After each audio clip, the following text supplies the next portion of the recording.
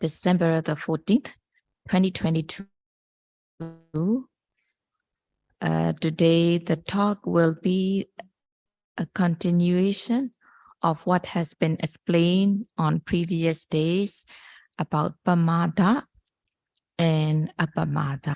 On previous day, it has been explained on the refined form of Pamāda.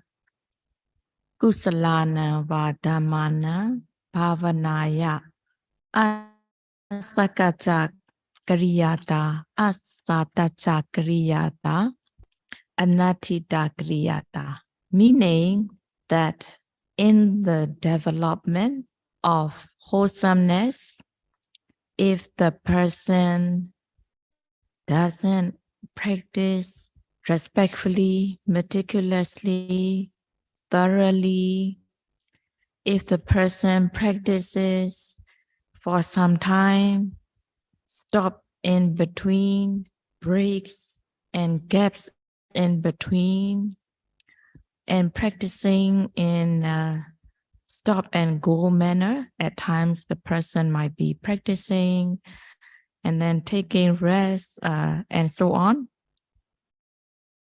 It is Pamāda. Opposite of Pamāda is Appamāda.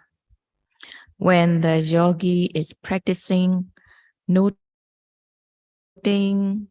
whatever the object that is obvious at the present moment, yogi is noting the object, mindful of the object, respectfully, meticulously, thoroughly, no gaps in between the mindfulness, not taking rest, but practicing continuously. In this way, there is Appamāda. Appamāda, non-negligence, non-failure, heedfulness. How much care and respect one should have in the practice, how much care and respectfully that the yogi must be practicing. There is the example when traveling in a forest, like there is a connecting bridge between the two cliffs, for example. And this bridge is not a concrete bridge. It's not a solid bridge that is wide, but the bridge is made of either bamboo or wood. And the bridge is made of this bamboo or wood. It's just wide enough for placing 1 foot only. So it might be like 10 centimeters or so. It's just wide enough to place 1 foot. So if a person has to cross this bridge that is wide enough for only 1 foot, one cannot cross quickly. If one crosses the bridge quickly, the person will fall. And if one crosses without taking any care, if the person just walk haphazardly, the person is going to fall. In the same way, yogi who is practicing Satipatthana meditation has to take care and respect in noting the presently arising object, just as how the person has to cross this narrow, very narrow bridge that is just enough for placing 1 foot. In this way, yogi has to take care and respect not to miss or not to fail to note the object that is arising at the present moment. When there is rising, noting rising, When there is falling, noting falling, sitting, touching, and so on. And in the walking meditation, lifting, moving, placing, taking care and respect in noting the object so that the presently arising object is noted respectfully, meticulously, thoroughly, no gaps in between, no stopping in between.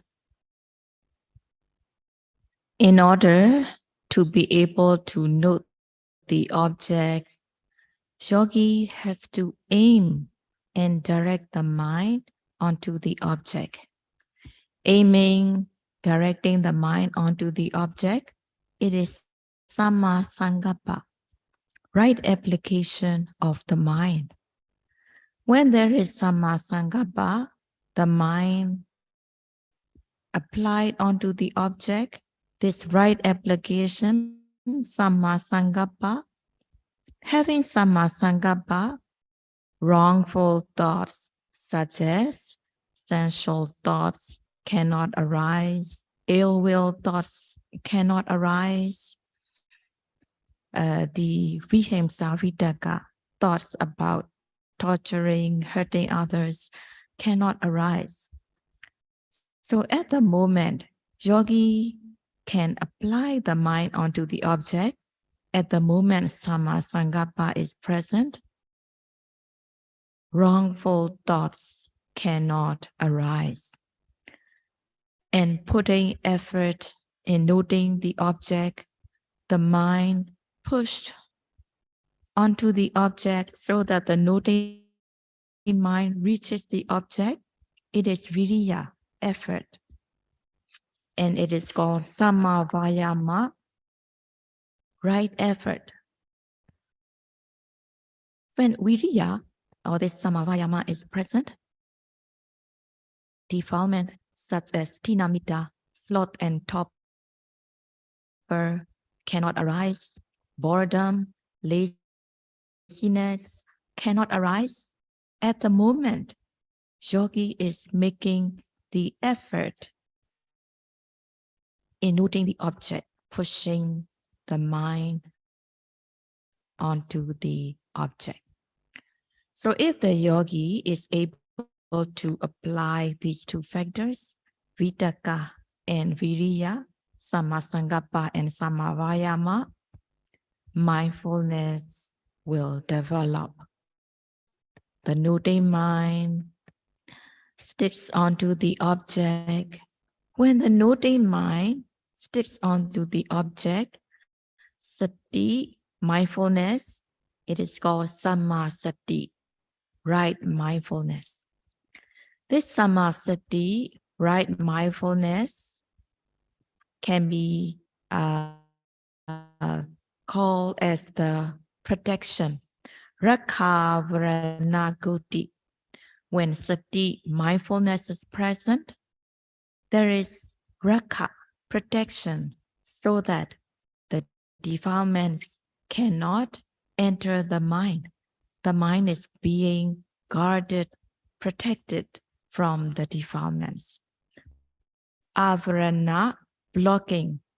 So the defilements are being blocked from entering the mind. Goti, goti means safety. So when mindfulness is present, the mind is safe and secure from the defilements. And mukti, for that moment, the mind is free from defilements. And thus, for that moment, the mind is at peace. And having viriya and sati, then momentary concentration, samadhi, will also develop. This samadhi, the mind falling, calm, collected on the object, the mind unified, fall, calm, collected on the object, it is samma samadhi, right concentration. So when Samma Samadhi is present, the mind is not agitated with raga, it is not agitated with dosa, it is not agitated with moha. In this way, having Samma Samadhi, there will not be agitation of these defilements. So in this way, by noting the object, having Viriya, Sati, and Samadhi, having Samma Vayama, Samma Sati, and Samma Samadhi, it is the three factors of the Samadhi Khanda concentration group. So when these three are present, the three of the Samadhi Khanda concentration group, defilements have no chance to arise. In this way, having Samadhi Khanda, the obsessive defilements that can arise in the mind, this Priyutthana Kilesa, obsessive defilement that can arise in the mind, are being removed momentarily at the moment of having these Samadhi Khanda present. Having taken the precepts of observing the precepts, the morality, the transgressive defilements are being removed by the observance of precepts. So keeping the precepts clean, there is Samma Kammanta, right action, Samma Vayama, right speech, Samma Ajiva, right livelihood. So these three of the Sila Khanda, three of the morality group, one can remove the transgressive defilements, gross form of defilements, Priyutthana Kilesa, are overcome by this Sila Khanda morality group. And having the Samadhi Khanda, three of the Samadhi Khanda concentration group, one removes obsessive defilements momentarily at the moment of cultivating Viriya, Sati, and Samadhi. And as the yogi continues to note the object one after another repeatedly, moment by moment, when Viriya, Sati, Samadhi are continuous, then Viriya, Sati, Samadhi become strong as it is continuous. It is, the example is given, for example, a rope is made up of many fibers. Each of the fibers may not be as strong, but when they are entwined together to make into a rope, it becomes amazingly strong. The rope can even be used to pull cars or ships because these fibers are entwined together. In the same way, each moment of having Viriya, Sati, and Samadhi may not be strong, but if these Viriya, Sati, Samadhi are continuous, one after another, without breaks or gaps in between, this Viriya, Sati, Samadhi become very strong and knowledge unfolds. When rising is being noted, the mind pierces into the nature such as stiffness, tension. Noting falling, yogi notices nature such as relaxation, movement. In this way, yogi discerns the object that has been noted. It is samadhi, right view. And sammasankappa, the mind applied onto the object, sammasankappa, right application, and samadhi, right view, it is panyakanda, two of the wisdom group. So in this way, by being mindful every moment, discerning the object every moment, these 8 factors of the path are present. Every moment, yogi can note the object, being mindful, discerning the object. So each moment of being mindful, and discerning, for that moment, these 8 factors are present. So it is very precious. Each mindfulness, discerning the object, each of them is very precious. And having panyakanda, by discerning the object, one removes latent, dormant defilements. At the moment one discerns the object. So in this way, yogi notes continuously whatever object that arises continuously, so that knowledge also arises one after another.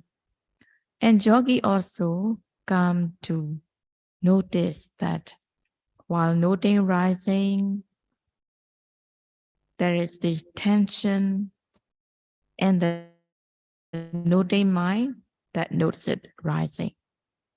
When noting falling, there is relaxation or movement, and the noting mind that knows it. When noting lifting, there is the lifting that is obvious as lightness, and the noting mind that notes it. When noting moving, there is movement or pushing, and the noting mind that knows it, placing heaviness, and the noting mind that knows it. In this way, yogi come to know that there is the object that is obvious as stiffness or tension or lightness, and the noting mind that knows it. Only these two are there. There is no person, no being, no man, no woman.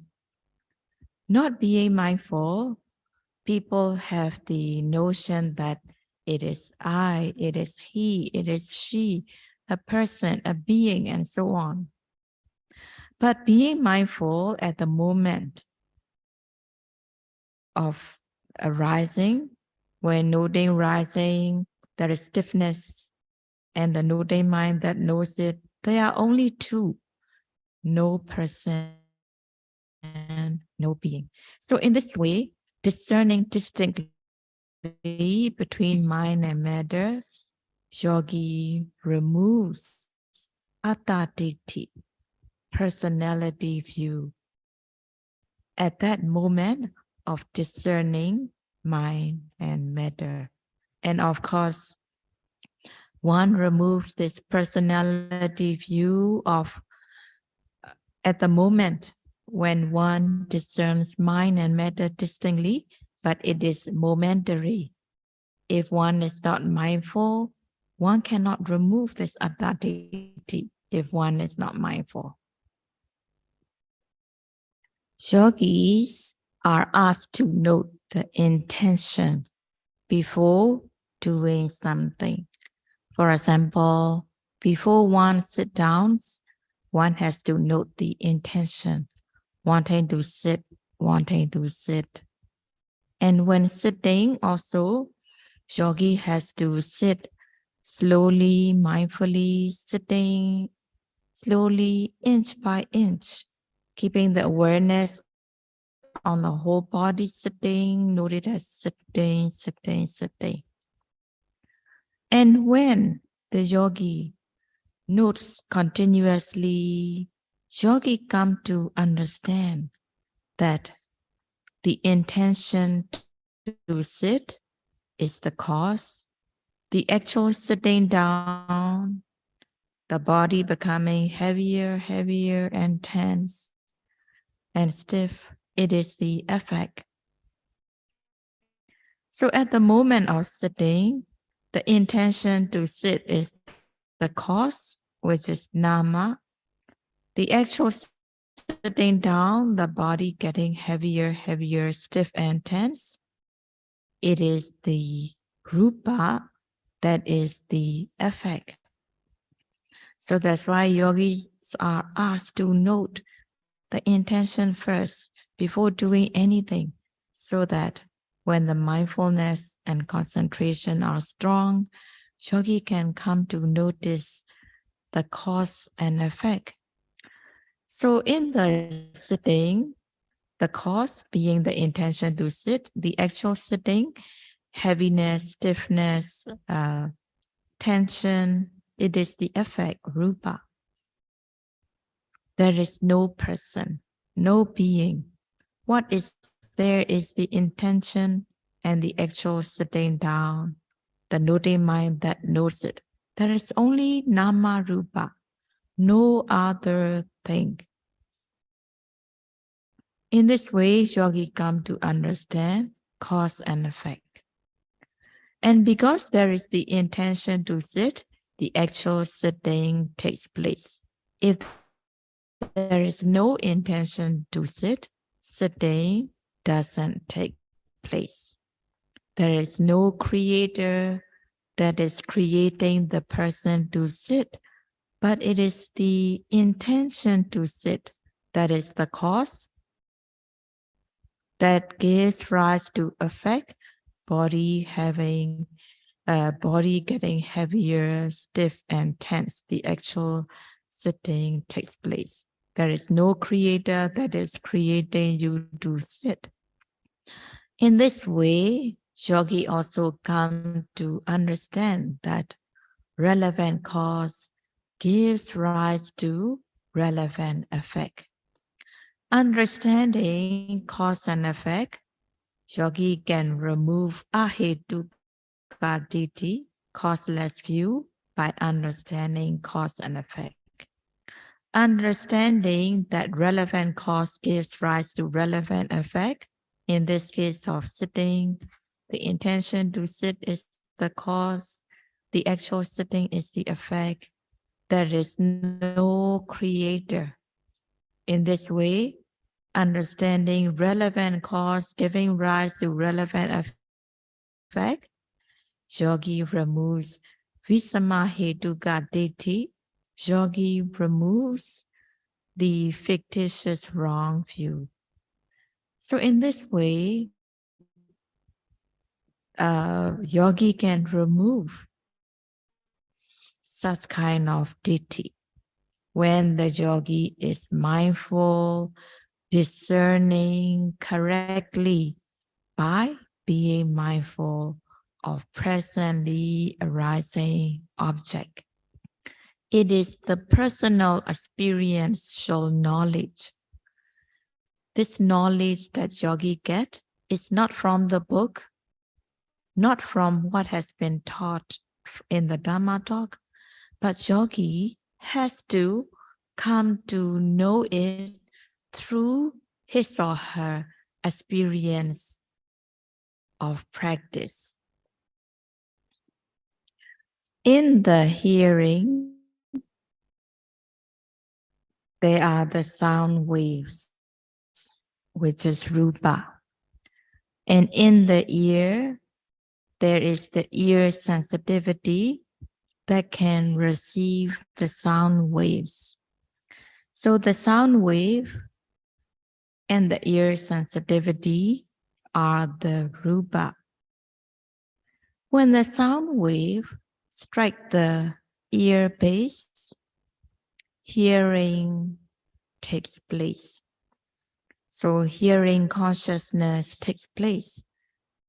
And the contact, the sound waves and the hearing consciousness come into contact at the ear base. It is hearing contact. When the person hears pleasant sound, there is pleasant feeling.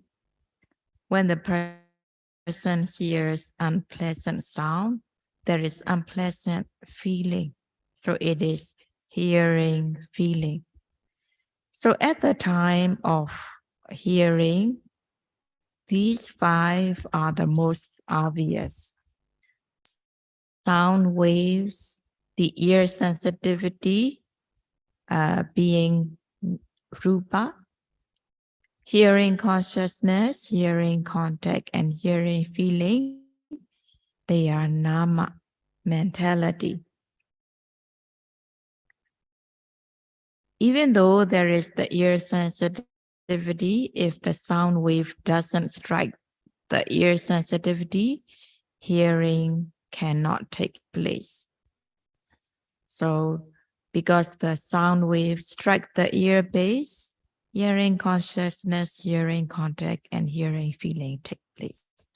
But for those whose ear sensitivity is not good, even though the sound wave strike, but the person doesn't hear if the ear sensitivity is not good. So in this way, the sound waves and the ear sensitivity, rupa, is the cause, hearing consciousness, hearing contact, and hearing feeling, nama, is the effect. So in order to discern, yogis are asked to note hearing. If the mind gets distracted by a noise when they are doing sitting meditation, noting rising, falling, sitting, touching. But at times, when the sound distracts the mind away, note it as hearing as a whole. Just now, the 5 things are being explained as theory, but at the moment of hearing, just note it as a whole, hearing. Do not be analyzing whether this is the sound, this is the ear, not to be analyzing the theory. At the time of hearing, just note it as a whole, just as hearing. Just now was explained in the hearing, the rupa cause giving rise to nama effect. And there is the nama cause giving rise to nama effect. For example, when the yogi is noting rising, falling, or sitting, touching, when the attention is on the object, rising, falling, or sitting, touching, even though there are sounds in the surrounding, yogi doesn't notice it. So because there is no attention onto the sound, the hearing doesn't take place. But if the attention is turned onto the sound, hearing takes place. So in this case, the attention, nama, is the cause, hearing is the nama effect. Ataupun duduk sentuh. Pada saat itu misalnya terjadi suara, yogi tidak mengenali atau tidak mendengar suara itu karena ia tidak mempunyai perhatian pada suara tersebut. Jadi ketika tidak ada perhatian, maka tidak terjadi pendengaran. Baru pada saat ada perhatian, maka pendengaran itu terjadi. In the case of rupa, cause giving rise to rupa affect is when the weather is hot, then there is sweating, the face turns red, also the body becomes hot, and also the materiality like wither and dry. So this is the case of rupa, the temperature give rise to rupa effect, sweating, drying, withering, and so on. Another case of rupa giving rise to rupa effect is when one is hungry, one feels weak and withered. But when one gets to eat food, then the nutriments from the food nourishes the body so that one becomes fresh, energetic. So this is also the case of rupa. Nutriments give rise to rupa effect, such as feeling fresh, energetic, and nourished. So these have been explained as a theory, so that when you note the object, when you come to know it, you know what it is. But at the time you are practicing, do not be deliberately thinking about the theory. Do not be deliberately analyzing. Just note the object, yeah? When you are eating, note the movements you take, movements you make to get the food, seeing, wanting, lifting, stretching, scooping, bringing, opening, putting, closing, chewing, swallowing, and so on. So whatever the object is, just note it as it is, rather than thinking, what is it? Why is it? If the yogi is thinking, what it is, why is it, how is it, then such thoughts takes time away from mindfulness. That's why just note the object when it arises. Yeah? So the hour is up. So we'll continue tomorrow. May the yogi be able to practice respectfully, meticulously, continuously, so that one will gain knowledge and wisdom by noting the object, so that it will be the direct experiential knowledge gained through mindfulness. Sadhu, sadhu, sadhu.